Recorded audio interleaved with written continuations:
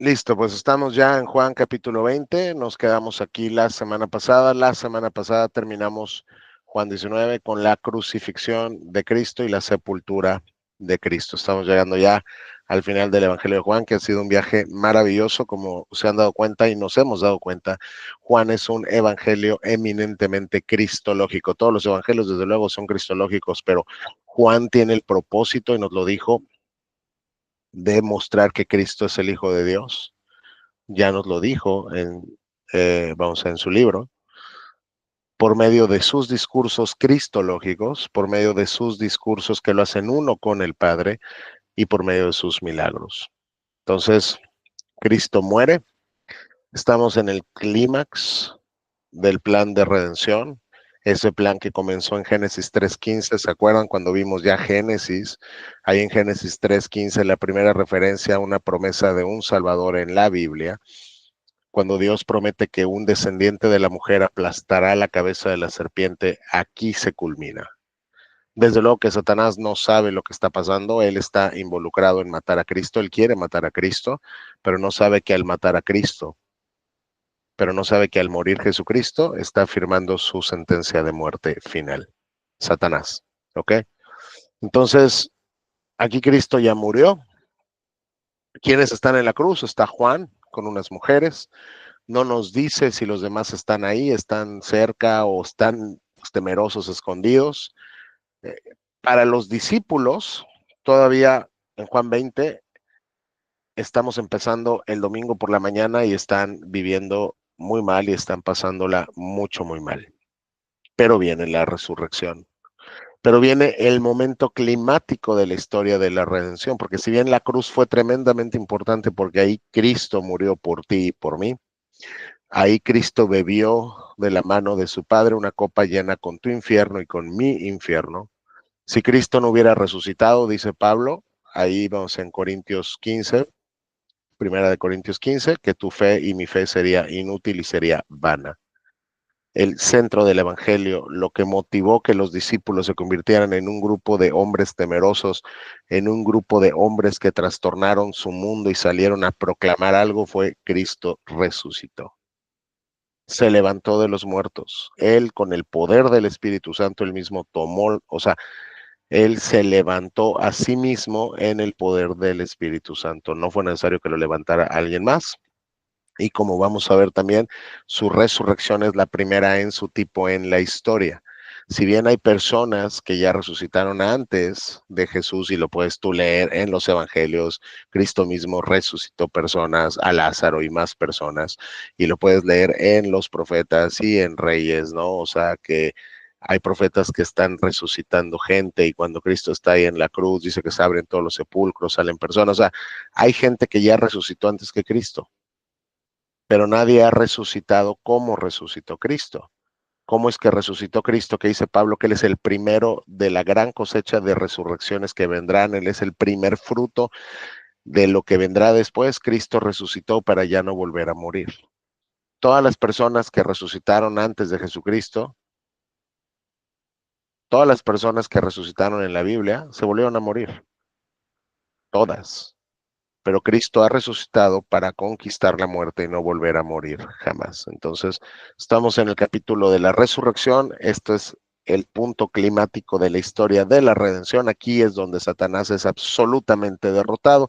La muerte pierde, Cristo triunfa y Dios termina en Cristo su plan de salvación.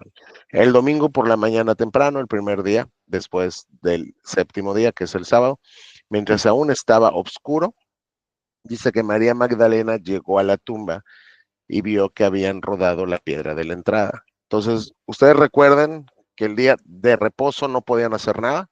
Entonces, esperan hasta que termine el día de reposo, que es el primero de la semana, vamos al domingo, que es cuando Cristo resucita.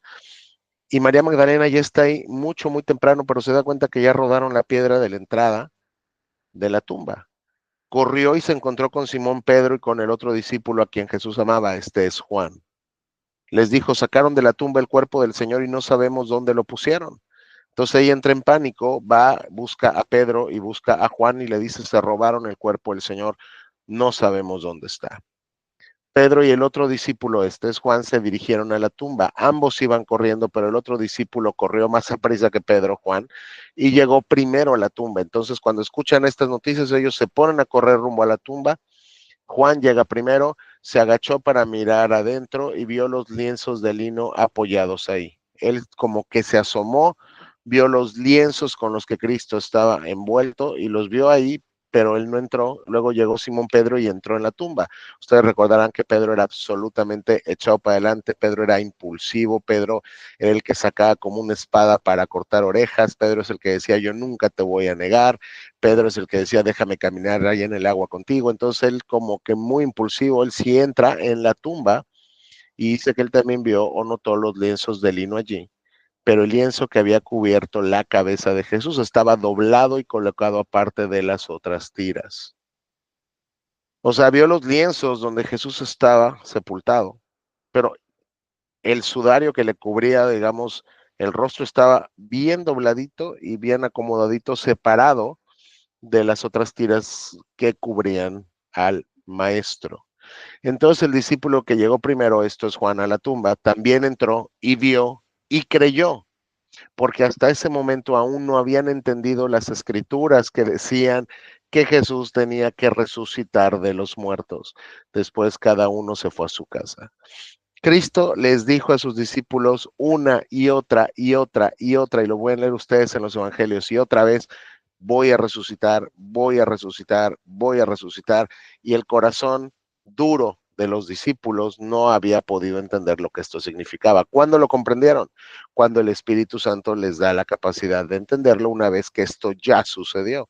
Así que los dos entran a la tumba, se dan cuenta que no está, Dios les prende como la luz, se les prende el foco por el Espíritu Santo y simplemente dicen, ya resucitó. Y por fin entienden que Jesús ya les había dicho, tengo que resucitar de los muertos. Después cada uno se fue para su casa. María se encontraba, dice que llorando todavía en la tumba afuera, y ella lloraba y se agachó y miró dentro en la tumba. Vio a dos ángeles vestidos con vestiduras blancas, uno sentado a la cabecera y el otro a los pies en el lugar donde había estado Jesús. Apreciada mujer, ¿por qué lloras? Le preguntaron los ángeles. Porque se llevaron a mi señor, contestó ella, y no sé dónde lo han puesto. Dio la vuelta para irse y vio que alguien estaba ahí de pie. Era Jesús, pero ella no lo reconoció. Vamos a darnos cuenta que en el cuerpo glorificado de Cristo, Cristo tiene la capacidad de no darse a conocer a la gente que lo conocía 2 días antes, 3 días antes.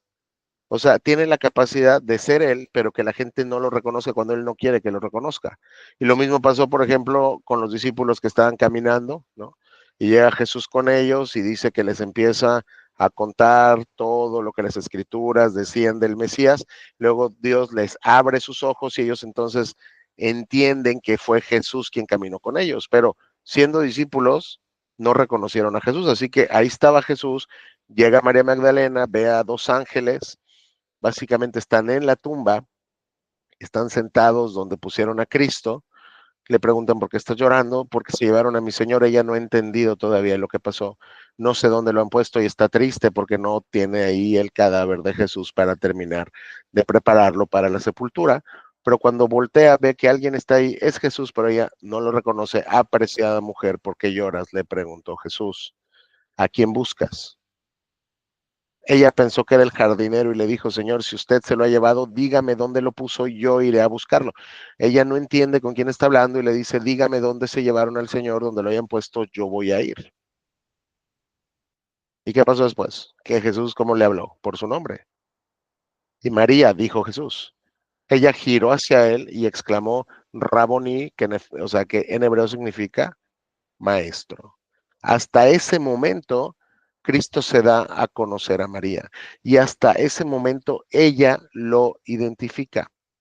Luego, es muy importante y digo, cuando tú crees, y yo creo, porque es lo que creemos si somos cristianos, que Dios inspiró cada palabra de la Biblia, es decir, creemos en la inspiración tanto verbal como plenaria, quiero decir, toda la Biblia es inspirada por Dios y cada palabra de la Biblia es inspirada por Dios. Yo no sé si ya se notaron ustedes, si ya notaron cómo se dirige el Señor hacia María, que es una amiga suya, y por ejemplo, hacia María, su mamá, en la cruz. ¿Sí se acuerdan, por ejemplo, cuando Jesús está en la cruz, y lo vimos en el 19, cuando Jesús está en la cruz, cómo se dirige a su madre? ¿Sí se acuerdan? ¿Cómo le dice?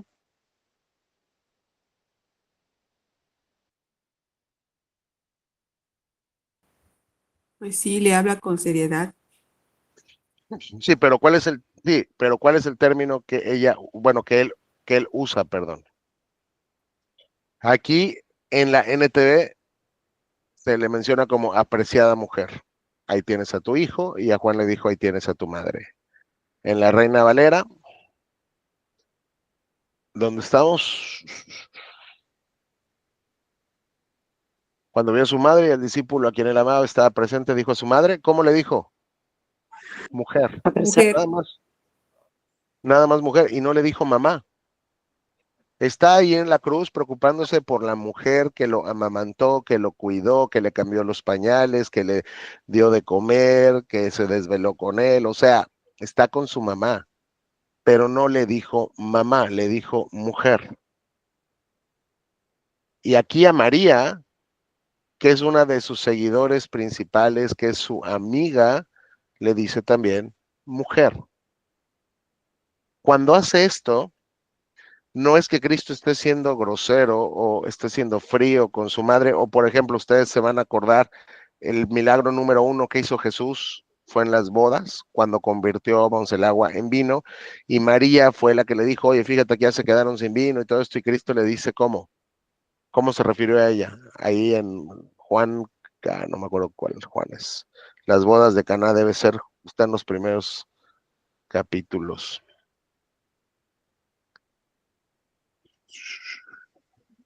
¿Quién se acuerda dónde están las bodas de Caná? No,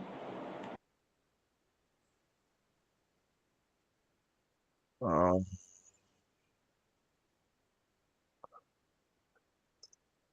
aquí. en el 2. En el 2 versículo 4. 2 4, Jesús le dijo, ¿qué tienes conmigo?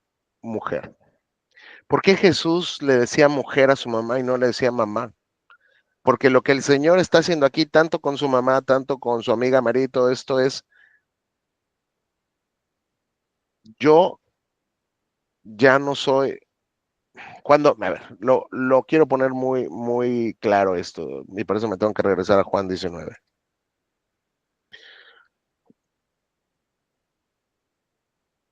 Permítanme, ahí está. Cuando Jesús se refiere a su mamá como mujer y a María como mujer, lo primero que le está diciendo es, la relación principal que te une conmigo ya no es la de un hijo, yo soy tu Señor. Por eso, ¿quieres un hijo, mujer? Ahí tienes a tu hijo. ¿Se me explico? Hijo, ahí tienes a tu madre. O sea, desde luego que se le está encargando, pero al jugar con esas palabras, lo que Cristo está enfatizando es mi relación principal contigo, María, tanto mi mamá como mi amiga y todo esto, ya no es, o sea, no es la que teníamos cuando era yo un niño. Mi relación principal contigo es la de ser tu Señor. Y María lo entiende. Por eso cuando Cristo se refiere a sus seguidoras más íntimas como mujer, no es como que les está haciendo el feo o las está hablando fríamente, simplemente como que les está diciendo, yo soy tu Señor. ¿Ok?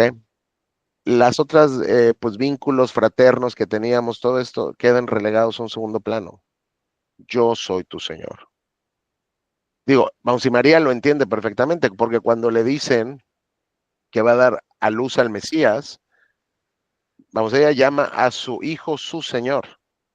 Entonces ella entiende perfectamente lo que Cristo está haciendo aquí. Con todo y la madre de Cristo que es ella, Cristo está exaltando por encima de esa relación como filial el que Él es Señor de María, y Él es Señor de Juan, y Él es Señor de Magdalena, y Él es Señor. Por eso es que ustedes también se acuerdan, ya lo vimos en Juan, cuando cuando sus hermanos y su mamá van a buscarlo y dicen, oye, fíjate que tu familia te está buscando aquí afuera, Cristo les dice quiénes son mi madre y quiénes son mis hermanos. Los que hacen la voluntad de mi Padre, ellos son mis hermanos, mi hermana y madre. O sea, en realidad mi relación más importante es la relación que deriva de lo espiritual antes que de lo físico.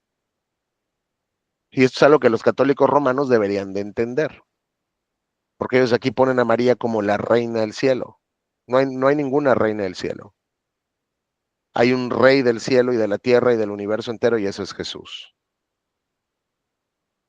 Y Él es Señor de María y Él es Señor de María Magdalena. Por eso es que aunque tenga una relación íntima con sus amigos o con su madre, Él ve a María y tampoco es como que le dijo así porque sí, Dios inspiró cada palabra de la Biblia.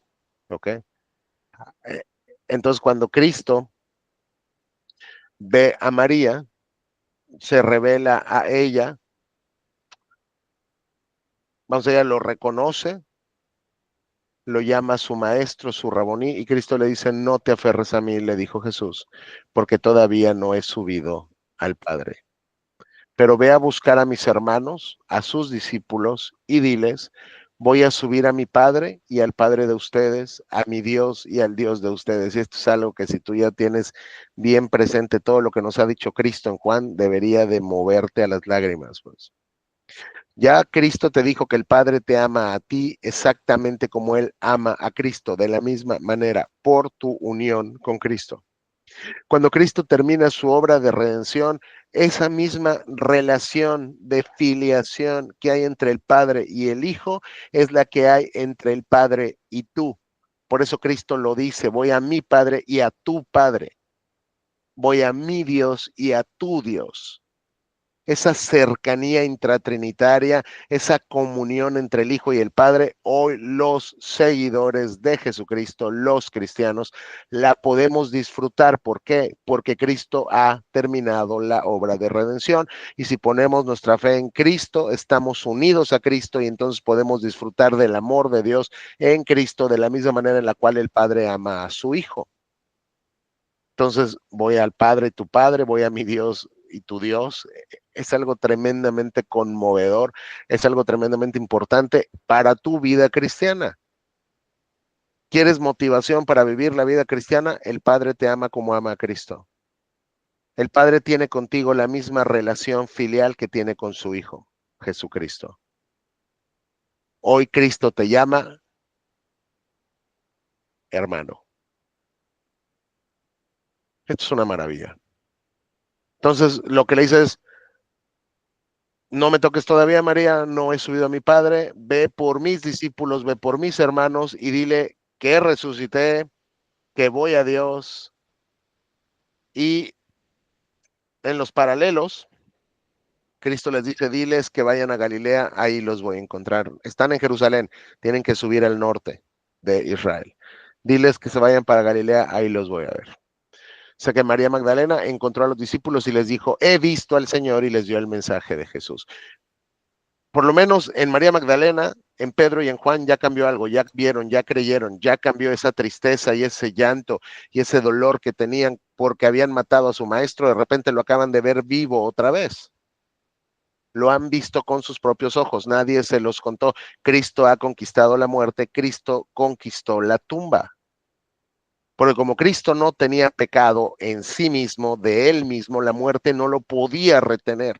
El resultado natural era que Cristo resucitara. Porque él murió por tus pecados y por mis pecados, pero él jamás pecó. Ese domingo, estamos en el domingo, ya se le apareció a Pedro, perdón, ya Pedro vio, ya Juan vio, ya se le apareció a María. Ese domingo al atardecer, por la tarde, los discípulos estaban reunidos con las puertas bien cerradas porque tenían miedo de los líderes judíos. Noten cómo María Magdalena ya les dijo, vi al Señor y les dio el mensaje. Y en el paralelo de la váyanse a Galilea, ya se fueron a Galilea. No, ellos no creen, siguen temerosos, tienen miedo de los líderes judíos. Ponle 4 picaportes ahí, ciérrale con llave, ponle ahí la mesa, ponle ahí la cama, que no vayan a entrar, nos vayan a matar como mataron a Jesús. Están cerrados, como diríamos hoy en México, a piedra y lodo. De pronto, Jesús estaba de pie en medio de ellos. De la nada Jesús se apareció en medio de ellos. No tuvo que tocar la puerta. Estaban encerrados a piedra y lodo y Cristo de repente se aparece en medio de todos ellos y les dice: la paz sea con ustedes, dijo. Y por cierto, Jesús tiene la capacidad en su cuerpo glorificado de traspasar paredes. Y lo mismo vas a poder hacer tú, porque tu cuerpo va a ser como el de Cristo. Cuando tú y yo resucitemos en la glorificación, al final de todas las cosas, cuando Dios nos entrega un nuevo cuerpo, va a ser como el cuerpo de Cristo. Lo que haga Cristo vas a poder hacer tú. Entonces Cristo se aparece en medio de sus discípulos y les dice: la paz sea con ustedes. Dijo, mientras hablaba, les mostró las heridas de sus manos y su costado. Era el mismo Cristo. Vean dónde clavaron, vean todas mis heridas. Por cierto, Cristo sigue teniendo estas heridas en su cuerpo. Cristo hoy tiene un cuerpo glorificado. Recuerden, Cristo es verdaderamente Dios y decimos amén, pero Cristo también es verdaderamente hombre porque se hizo hombre y decimos amén. Por eso podemos decir, tenemos hoy a un hombre, verdaderamente hombre, sentado en el trono de Dios, un hombre por nosotros. Por eso es que nos puede entender. Un hombre está sentado por ti y por mí en el trono de Dios y Él va a conservar por la eternidad de la eternidad como un recordatorio de su sacrificio las heridas de sus manos y de su costado. Dice que ellos se llenaron de alegría cuando vieron al Señor. Entonces ya lo están viendo. Entonces esa tristeza, ese luto, ese lloro, ese miedo de repente se trastorna y se convierte en gozo y alegría. Tú cambiaste mi lamento en gozo, dice el salmista. Una vez más les dijo: la paz sea con ustedes.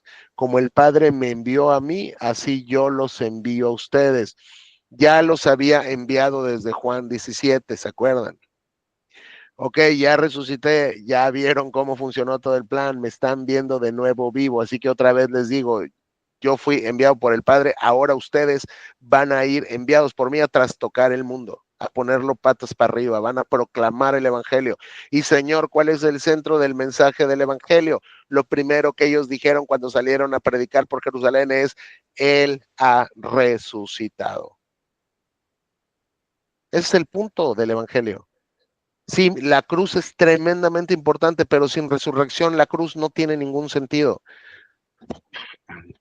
Sin resurrección, la cruz realmente hace de Cristo solo un mártir, pero Cristo no es un mártir.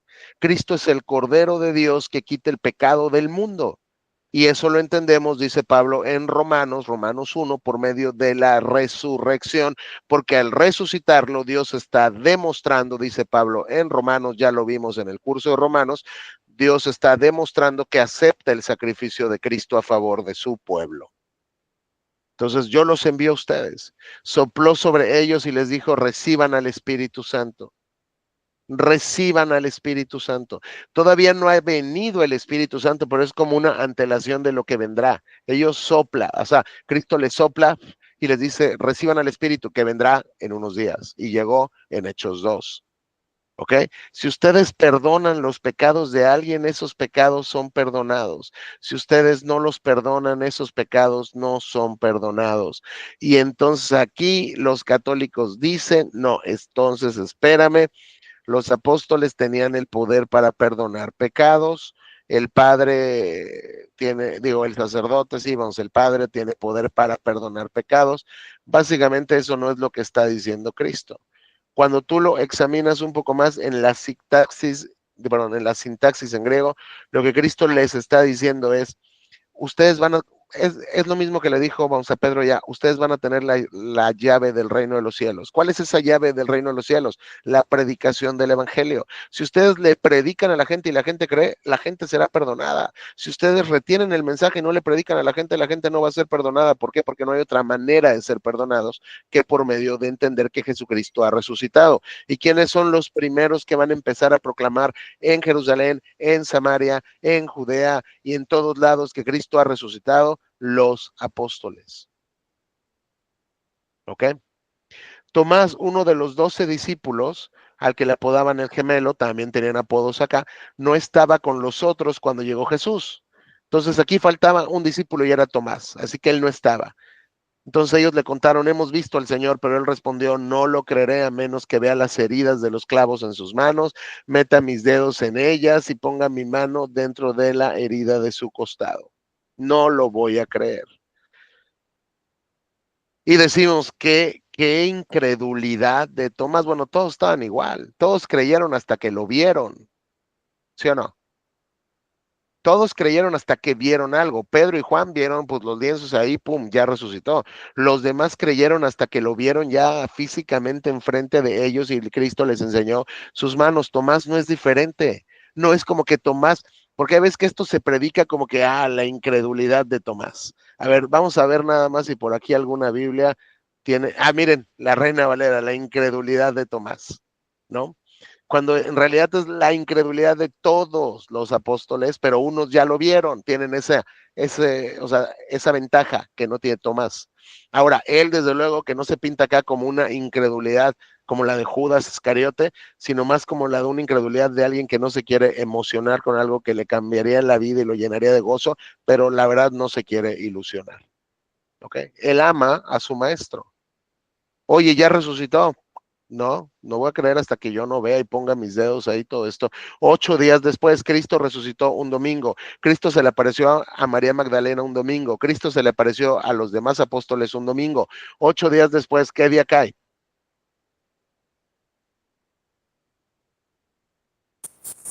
Domingo.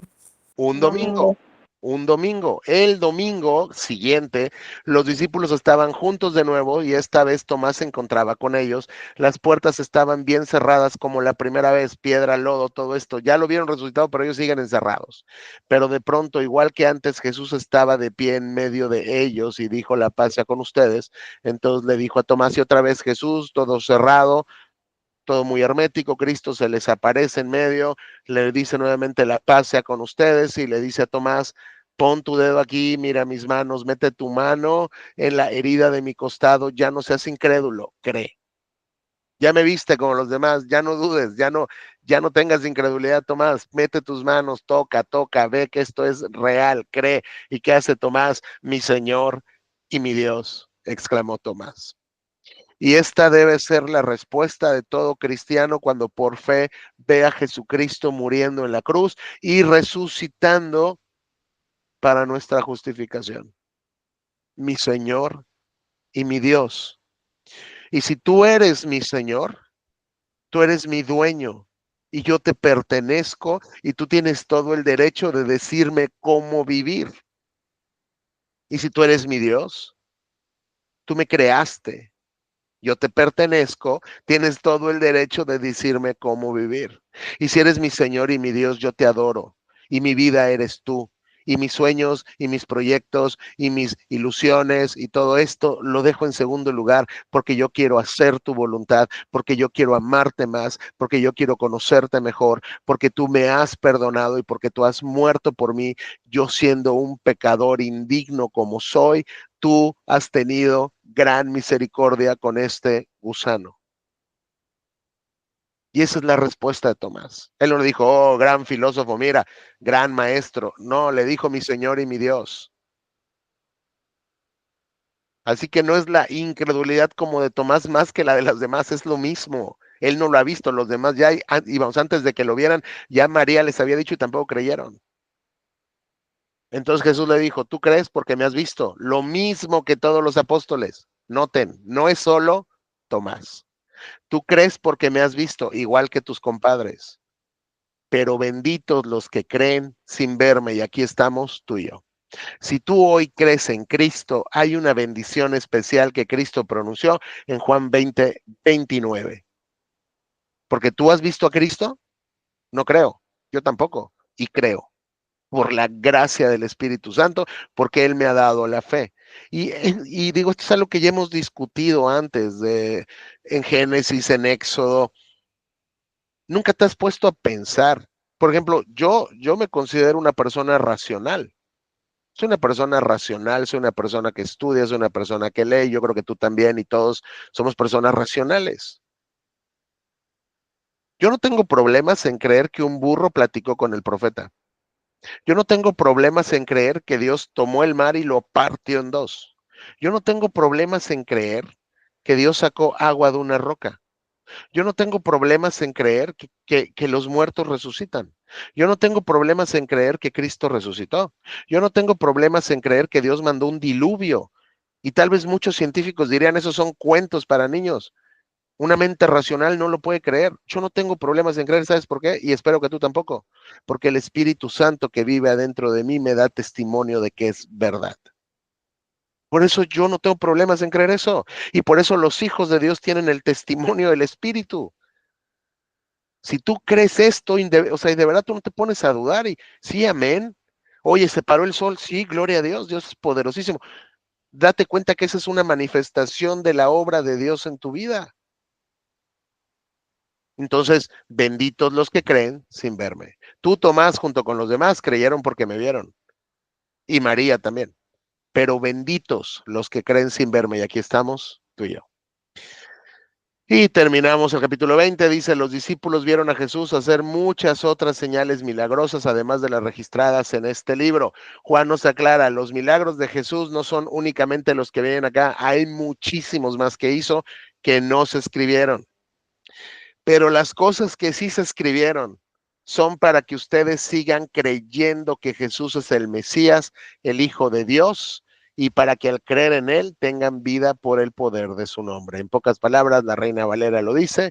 Hizo además Jesús muchas otras pues señales o milagros en presencia de sus discípulos, las cuales no están escritas en este libro, pero estas cosas se han escrito para que creáis que Jesús es el Cristo, el Hijo de Dios, y para que creyendo tengáis vida en su nombre. Es decir, tengo un propósito particular para escribir mi evangelio, un propósito. Y el mismo autor del libro te está diciendo cuál es ese propósito. Tú y yo no podemos llegar a decir, no es que yo creo que Juan escribió Juan por esto, lo otro. Juan nos está diciendo, te voy a decir por qué escribí Juan. Y Juan me está diciendo que Juan escribió Juan, ¿por qué? Porque quiere que tú creas que Jesús es el Hijo de Dios, el Mesías. Y como resultado de creer que Jesús es el Hijo de Dios, el Mesías, tú vas a tener vida eterna en su nombre. Entonces, el Evangelio de Juan tiene la función de que creas que Jesús es Hijo de Dios y entonces tengas vida eterna. Y esto es importante porque cuando lleguemos a Primera de Juan, que también fue escrita por Juan,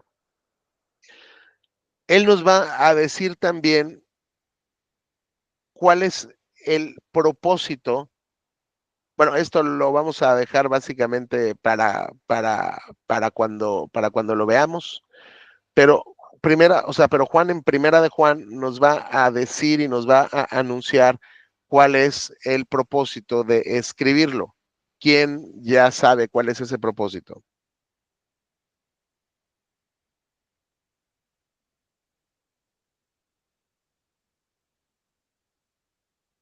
Para seguir creyendo, pienso, ¿no?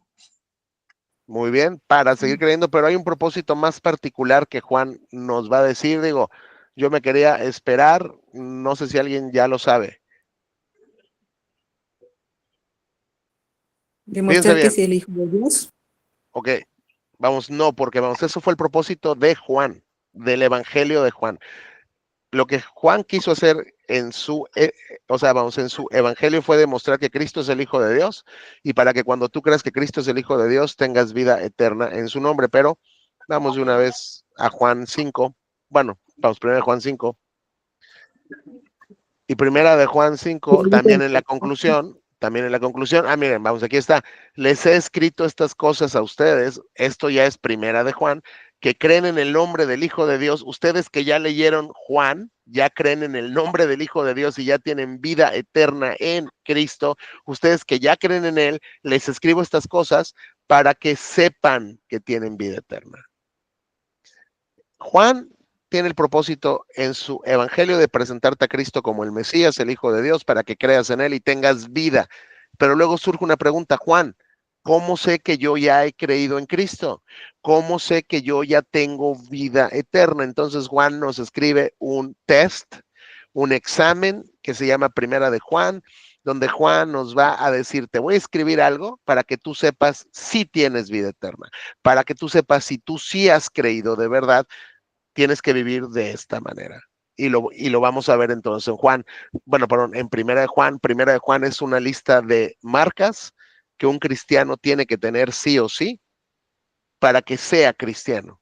O sea, Juan lo que está diciendo es, si tú ya dices que creíste en Cristo por mi evangelio, ahora vamos a ver por mi carta si realmente creíste. Vamos a comprobar si tu fe es verdadera. ¿Ok? Entonces, Juan es muy claro en el propósito de sus libros. ¿Ok? Entonces aquí dice, para que tengan vida por el poder de su nombre. Y vamos a leer el 21 rapidísimo. Sí, lo leemos rápido, esto es pura narrativa. ¿Quién me ayuda, por favor? Y yo les digo dónde se detienen. Yo. A ver. Capítulo 21. Epílogo. Jesús se aparece a 7 discípulos. Más tarde Jesús se apareció nuevamente a los discípulos junto al mar de Galilea. Este es el relato de lo que sucedió. Varios de sus discípulos se encontraban allí: Simón Pedro, Tomás, al que apodaban el Gemelo, Natanael de Caná de Galilea, los hijos de Zebedeo y otros 2 discípulos. Simón Pedro dijo: «Me voy a pescar». «Nosotros también vamos», dijeron los demás. Así que salieron en la barca, pero no pescaron nada en toda la noche. Al amanecer, Jesús apareció en la playa, pero los discípulos no podían ver quién era. Les preguntó: «Amigos, ¿pescaron algo?». «No», contestaron ellos. Entonces él dijo: «Echen la red a la derecha de la barca y tendrán pesca». Ellos lo hicieron y no podían sacar la red por la gran cantidad de peces que contenía. Entonces el discípulo a quien Jesús amaba le dijo a Pedro: «Es el Señor». Cuando Simón Pedro oyó que era el Señor, se puso la túnica porque se la había quitado para trabajar. Se tiró al agua y se dirigió hacia la orilla. Los otros se quedaron en la barca y arrastraron la pesada red llena de pescados hasta la orilla, porque estaban solo a unos 90 metros de la playa. Cuando llegaron, encontraron el desayuno preparado para ellos: pescado a la brasa y pan. «Traigan algunos de los pescados que acaban de sacar», dijo Jesús. Así que Simón Pedro subió a la barca y arrastró la red hasta la orilla. Había 153 pescados grandes y aún así la red no se había roto. «Ahora acérquense y desayunen», dijo Jesús. Ninguno de los discípulos se atrevió a preguntarle: «¿Quién eres?». Todos sabían que era el Señor. Entonces Jesús les sirvió el pan y el pescado. Esa fue la tercera vez que se apareció a sus discípulos después de haber resucitado de los muertos. Hasta ahí. Entonces Cristo por tercera vez se aparece a los discípulos. Ellos, pues el Señor ya resucitó, pero nosotros tenemos que comer, ¿no? Somos pescadores, vámonos a chambear.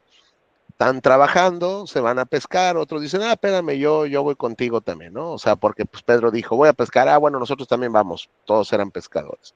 Salen en la barca, no pescan nada, de repente Jesús se les aparece en la playa. Recuerden que no es como que estaban a kilómetros y kilómetros y kilómetros. Los barcos en este tiempo eran tan no pro, o sea, tan no bien hechos, pues tan, digamos, endebles, que cuando navegaban, solo navegaban a cierta distancia como de la playa, porque si encallaban o naufragaban, pues tenía que nadar hasta la playa. Entonces, estaban relativamente cerca. Vieron a una persona ahí que no sabían que era Jesús, porque no podían ver quién era. Él les grita, oigan, ¿han pescado algo? No, contestaron ellos.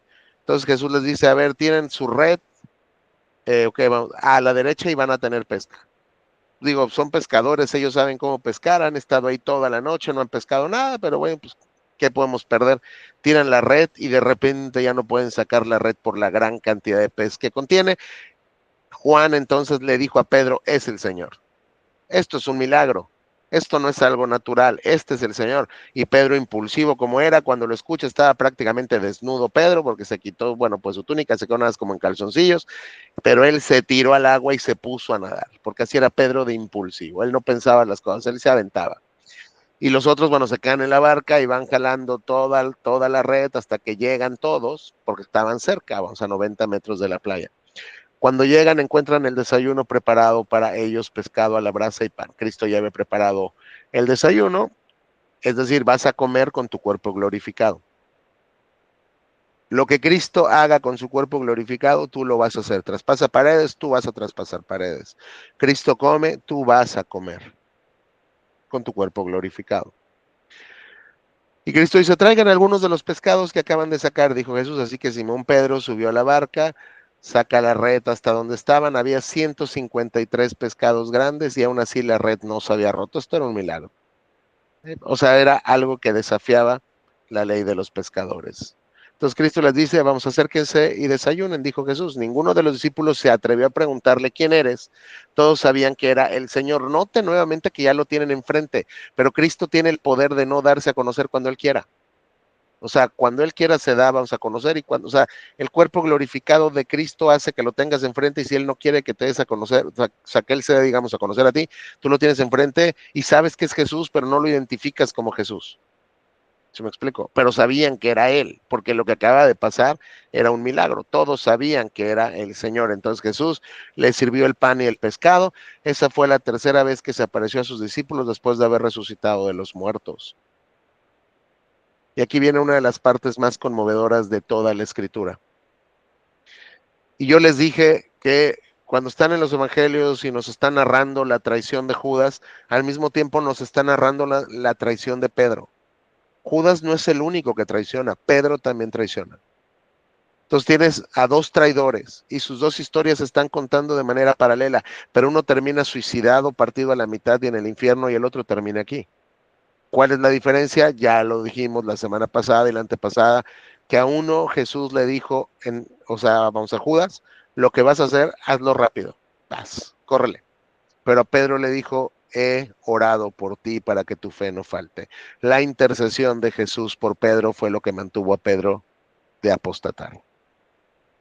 Entonces, están desayunando, Jesús le preguntó a Simón Pedro, Simón, hijo de Juan, ¿me amas más que estos? Sí, Señor, contestó Pedro, tú sabes que te quiero, que te amo. Entonces alimenta a mis corderos, le dijo Jesús. Esto es algo que ya hizo que la mente de Pedro volara en 1000 pedazos. Yo te negué. Cuando estabas en tu momento de más dolor, yo te negué, yo maldije, yo dije con maldición que yo no te conocía. Y ahora me estás preguntando que si te amo. Y ahora me estás diciendo que me restauras al ministerio. Pero Jesús repitió la pregunta. Simón, hijo de Juan, ¿me amas? Sí, Señor, dijo Pedro, tú sabes que te quiero. Entonces cuida de mis ovejas, dijo Jesús. Jesús por segunda vez le pregunta lo mismo y le vuelve a encomendar. Regresas a tu ministerio, estás restaurado, Pedro, al ministerio. Pero Señor, yo te negué, pero yo sé que me amas. Le preguntó por tercera vez, Simón, hijo de Juan, ¿me quieres? Y noten, porque Pedro entendía, a Pedro le dolió que Jesús le dijera la tercera vez, ¿me quieres? ¿Por qué? ¿Por qué le dolió a Pedro que Jesús le preguntara 3 veces que si lo amaba? ¿Por qué? ¿Por qué? Esto lo tienen que saber. ¿Por qué Pedro entendió y por qué a Pedro le dolió la tercera vez que Cristo le preguntó? No es como que, ay, Señor, qué insistente eres y ya te dije que sí. No, no es por eso. ¿Por qué fue? Por la vergüenza. Ujú. Por ¿Ande? la vergüenza, por la vergüenza, me imagino, de él haberlo negado, pero aún así Jesús, ¿no? En su inmensa misericordia, cómo lo seguía amando, ¿no? No, o sea, exactamente, pero aquí la clave está en que Pedro lo negó 3 veces. 3 veces. Ah, ¿verdad? Que le dijo que en cuanto cante el gallo, ¿no? Sabrás que me Tú habrás me habrás negado 3 negado veces. 3 veces. Ah, Pedro lo ok. niega 3 veces. Y Cristo, para mostrarle esta misericordia tan grande que tú refieres, Jaycee, Cristo le Para pide, recordarle, ¿no? Es como para recordarle. 3 veces me negaste, 3 veces yo te estoy diciendo te amo, ¿no? exactamente, 3 veces para que tú veas que está borrada tu negación, Pedro. 3 veces me negaste, 3 veces te doy ahora la oportunidad de que me expreses tu amor y de que entiendas mi perdón y de que entiendas mi restitución y de que te estoy llamando de nuevo al ministerio. Cuando Pedro lo escucha por tercera vez, él sabe lo que Cristo está haciendo. Y entonces Pedro, o sea, bueno, pues le duele aquí como lo ponen en la Reina Valera. Ah,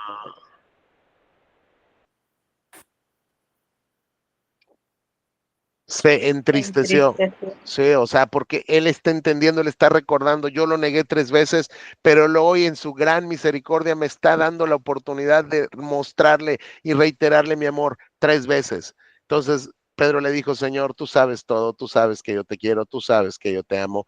Jesús le dijo, entonces alimenta a mis ovejas. Pedro, se borró tu apostasía. Pedro, estás perdonado.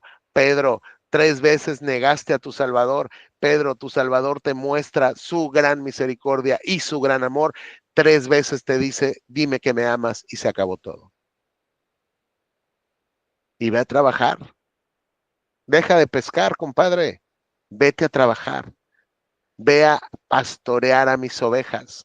Pedro tenía gran preeminencia entre los apóstoles y Cristo se la dio. Y ahora Cristo le dice, te digo la verdad, cuando eras joven podías hacer lo que querías. Te vestías tú mismo e ibas a donde querías ir. Sin embargo, cuando seas viejo, extenderás los brazos y otros te vestirán y te llevarán a donde no quieres ir. Jesús dijo eso para darle a conocer el tipo de muerte con la que Pedro glorificaría a Dios. Entonces Jesús le dijo, sígueme. Básicamente aquí Cristo le está diciendo, Pedro, cuando seas viejo te van a crucificar por mí. Y de acuerdo a la tradición es como Pedro murió. Pedro murió crucificado. Pero Pedro, cuando lo iban a crucificar, dijo, yo no soy digno de morir como mi Señor, así que crucifíquenme de cabeza. Y a él lo crucificaron de cabeza. Pero aquí está diciendo claramente, vas a extender los brazos y Juan te dice, o sea, Cristo le dijo esto para que él entendiera con el tipo de muerte con la que Pedro glorificaría a Dios. ¿Te has puesto a pensar que tu muerte y tu vida deben de glorificar a Dios? No solo tu vida, también tu muerte. Entonces Cristo le restaura al ministerio, Cristo le muestra su misericordia, Cristo le extiende su perdón y Cristo le dice, pero te van a crucificar cuando seas viejo. Así vas a morir, Pedro, y así le vas a dar gloria a Dios, entonces ven y sígueme. Pedro se da la vuelta porque él está caminando con Jesús, Cristo le dijo, sígueme. Él se da pues una media vuelta y ve que detrás de ellos estaba el discípulo a quien Jesús amaba. Esto es Juan, el que se había inclinado hacia Jesús durante la cena para preguntarte, Señor, ¿quién va a traicionarte? O sea, Pedro está caminando con Jesús y de repente como que ve para atrás y ve que ahí viene Juan, ¿no? Y dice, yo soy, bueno, es el discípulo a quien Jesús amaba, este es Juan, es el que se inclinó durante la cena para preguntarle al Señor, Señor, ¿quién te va a traicionar? O sea, oye, Señor, ahí viene Juan. Pedro le preguntó a Jesús, oye, Señor, ¿qué va a pasar con él? Oye, si ya me dijiste a mí que a mí me van a crucificar, como que qué va a pasar con este que viene atrás. Jesús contestó, si quiero que él siga vivo hasta que yo regrese, ¿qué tiene que ver contigo? En cuanto a ti, sígueme. Lo que yo haga con tu hermano es algo que a ti, mi estimadísimo Pedro, no te importa. Oye, Señor, ¿por qué este hermano tú le das esto y este hermano tú le das esto y a mí no me das esto y tú lo usas de esta manera y a mí no me usas de esta manera y por qué este hermano tiene esta bendición y por qué, por qué Cristo te preguntaría lo que yo quiera hacer con tu hermano, a ti no te interesa. Cristo es absolutamente soberano. Oye, ¿por qué tienes cristianos a los que les has dado muchísimo dinero? Porque he querido. ¿Y por qué a mí no? Porque he querido. O sea, tu vida, mi vida está en las manos absolutamente soberanas de Dios. Entonces, Cristo medio regaña un poco a Pedro, porque Pedro, aún después de ser restaurado al ministerio, sigue siendo Pedro, ¿no? Pues, preguntón, impulsivo. Oye, este que viene atrás, ¿qué onda con él? Si yo voy a morir crucificado, pues también este, ¿no? Y Cristo le dijo, oye, y digo, o sea, Cristo comprende que él está preguntando, porque dice, si quiero que él siga vivo hasta que yo regrese. A ver, Pedro, si yo quiero que tú mueras crucificado, pero que él siga vivo y nunca lo maten a ti, ¿qué? ¿Ok? En cuanto a ti, tú ocúpate de tú, o sea, tú tienes que estar, digamos, ocupado de ti mismo, perdón. Tú ocúpate de ti.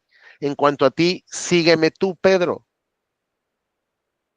Así que entre la comunidad de los creyentes corrió el rumor de que ese discípulo no moriría. Y Juan dice, ya empezaron a malinterpretar lo que dijo el Señor. Oye, fíjate que Cristo dijo que Juan va a seguir vivo hasta que él regrese. O sea, Juan no se va a morir. Juan no se va a morir. Dice, empezó a correr este rumor que Juan no moriría, pero eso no fue en absoluto lo que dijo Jesús. Juan nos está demostrando cómo siempre se ha malinterpretado la escritura. Espérame, esto no es lo que dijo el Señor. Él solo dijo, si quiero que él siga vivo hasta que yo regrese, ¿qué tiene que ver contigo? O sea, es lo único que dijo Jesús. Él no dijo que yo seguiría vivo. Él dijo que si él quería, pero no va a ser el caso. ¿Quiénes creen que Juan sigue vivo el día de hoy? Porque hay una religión que dice que Juan sigue vivo el día de hoy, que está basado en, bueno, vamos en este pasaje.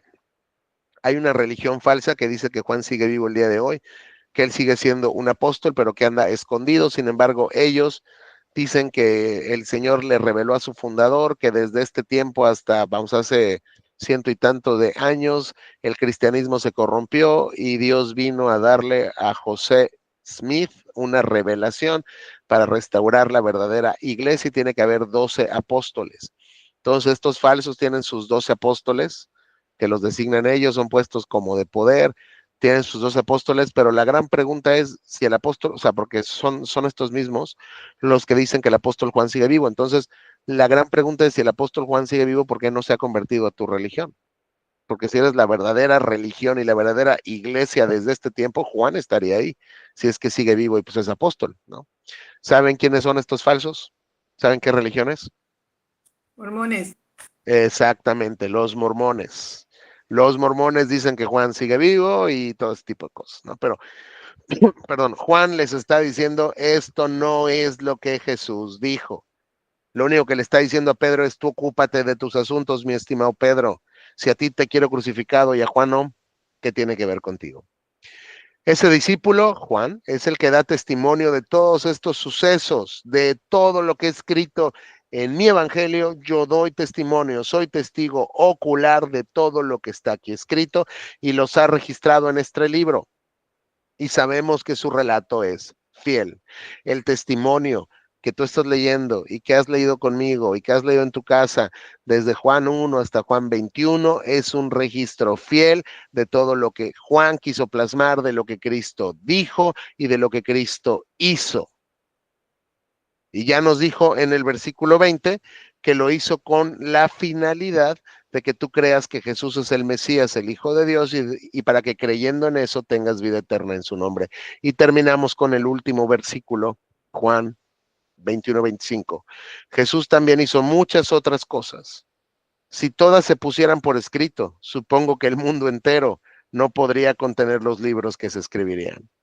Hay muchas cosas que Jesús dijo, hay muchas cosas que Jesús dijo y que hizo que no están registradas en la Biblia. ¿Por qué? Porque Dios así lo quiso. Está registrado lo que Dios quiso que supiéramos. Y con eso tenemos suficiente para conocer a Cristo, para creer que Él es el Hijo de Dios, para tener vida eterna en su nombre y para reflejarle en nuestra vida en todo momento, porque para eso somos cristianos. Para eso fuimos llamados a reflejar la luz de Cristo al mundo perdido. Hemos terminado, Juan. Dios ha sido muy bueno con nosotros. Fue, vamos, un libro largo, pero fue, por lo menos para mí, cada vez que lo leo, de gran bendición. Entonces, ¿alguien tiene alguna pregunta, duda de lo que vimos hoy o de Juan en general? No. No. Muy bien, No. bueno, muy bien. Entonces, si no hay preguntas ni dudas, voy a terminar la grabación.